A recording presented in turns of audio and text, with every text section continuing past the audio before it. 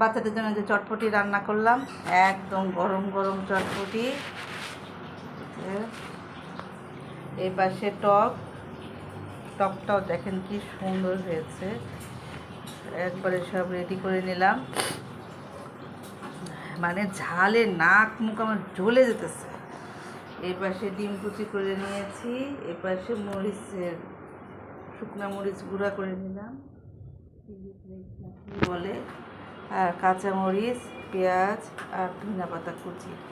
এই দিয়ে আজকে আমার বাচ্চারা সব খাওয়া দাওয়া করবে। চটপটি, গরম গরম চটপটি।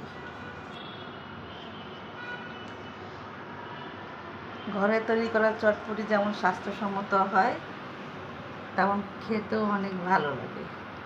তো ঘরে তৈরি করে ফেললাম বাচ্চাদের জন্য মজাদার একটা চটপটি।